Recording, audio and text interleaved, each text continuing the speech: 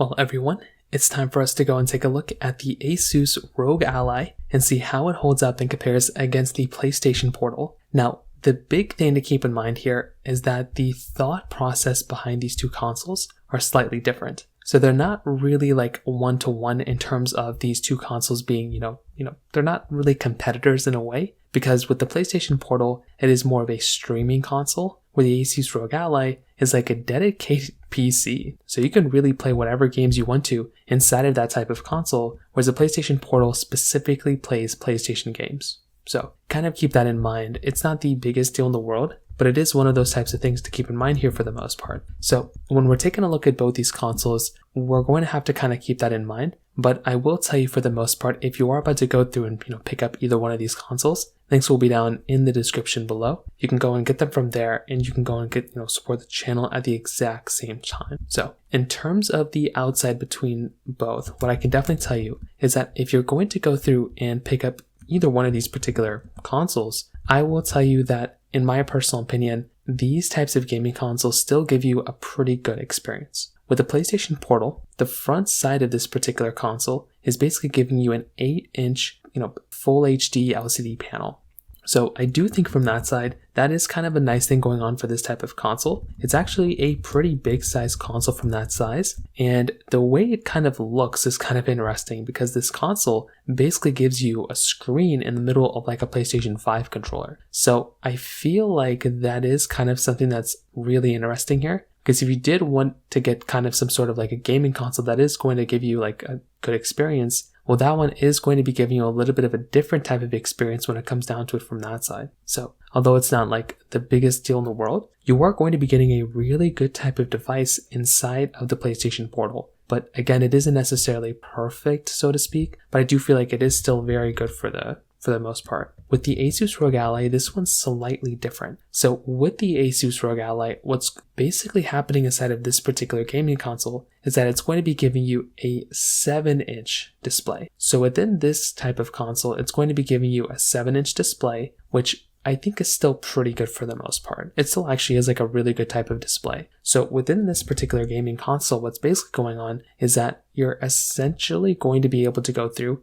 and get this 7-inch display, and it's also 120 Hz. So it is really nice to basically have this 7-inch display. And like I said before, I do think going through and getting a gaming console like this is still fairly good. It still looks good. There's not really too many things to complain about here for the most part. And I do feel like if you are about to go through and pick up a gaming console, this one, by giving you a full-on 120 Hz display, is actually really nice. I feel like with the PlayStation Portal though, that type of gaming console kind of gives me like a little bit of like a better type of experience. I don't know how to put it, but I feel like with the PlayStation Portal, it feels a little bit more unique, and it feels like something that I would rather go ahead and use and pick up rather than the Asus ROG Ally. But I feel like the ROG Ally still is like a very good, really good console for the most part as well. Now, on top of that, another really big thing to keep in mind here too is that once again with the Asus ROG Ally, this console is giving you a USB Type-C port, expandable storage, those types of things that basically goes inside of like a PC. You're basically going to be able to experience that there inside of the Asus ROG Ally. With the PlayStation Portal, this is slightly different. This does not give you any expandable storage, and there's not really like any big massive,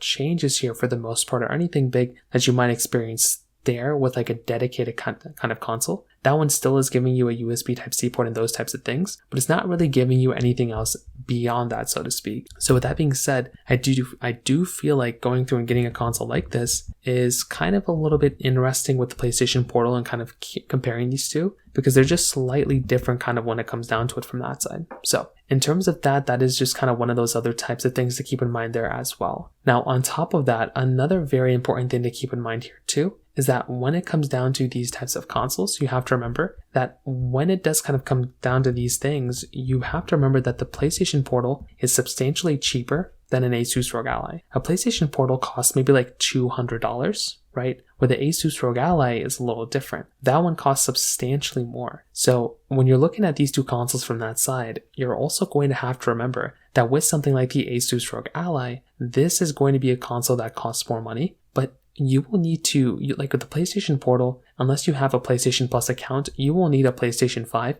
to play games on your PlayStation Portal. Nowadays, with the new updates, you don't necessarily need that. Like, you can go through and you can, get a PlayStation Portal and, stream games from your PlayStation account, PlayStation Plus, into your portal, but it still isn't necessarily like a dedicated, gaming console, because you can't like go in your car or on a plane and just play these games. You will have to have a Wi-Fi connection to basically play those games, and that is where this kind of console kind of comes into some sort of problem for the most part. With the Asus ROG Ally, this is a dedicated gaming console, so you can go through and basically play this type of game, gaming console, and play these games on this type of console and not really run into too many problems. So that right there, I would say, is kind of a big asset when it kind of comes down to this type of console. And I, for one, if I'm going to go through and pick up a gaming console, this thing is a very good option from that side. So that right there, I would say with this type of console, it is a very good advantage. It is a very good type of console when it comes down to it as well. And this is another one of those ones that I'd look at as being a pretty good advantage. Is it perfect? Probably not. But I do feel like it does kind of give us a pretty good experience when it kind of comes down to it from that particular side.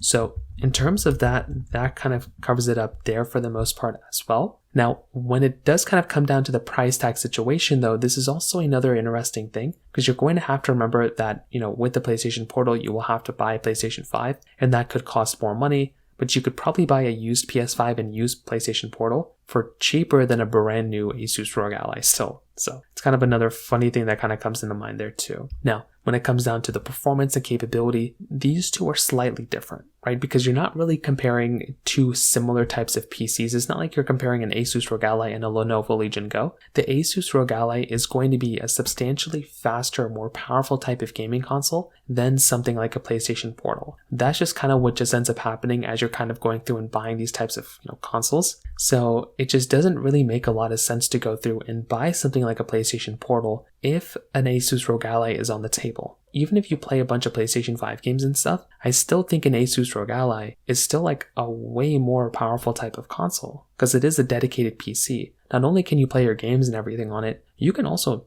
do work on it. You can plug it into a monitor and connect a keyboard and mouse to it, and you can use it as a dedicated PC. It's a Windows 11 PC. Whereas the PlayStation Portal, it's like just a streaming console mostly, and it's mostly streaming from a PlayStation 5. So I don't think it's that, crazy of a situation or like a bad deal or anything like that. But that definitely is one of those big things to keep in mind here. So personally for me, as I'm kind of looking through this particular console, I definitely do think for the most part, as I'm going through and looking at the PlayStation Portal and the Asus ROG Ally, these two consoles I think have a lot of pros, they have a lot of good things going for them. But it just so happens, in my opinion, I do kind of feel like going through and buying something like a PlayStation Portal, it could be a better option for some people, but I still think it makes a lot more sense to go through and buy something like an Asus ROG Ally. That's just a dedicated console. That one makes a lot more sense for me to personally recommend to people, and that's the one I'd recommend more people to buy rather than this one. So from that side, that kind of covers it up there too. If you have any other thoughts or questions, please let me know in the comment section below. Hit the like button, that would mean so much, but definitely hit that subscribe button. More importantly than everything else, I love every single one of you guys. Hopefully I'll catch you guys in the next video. Peace out till then.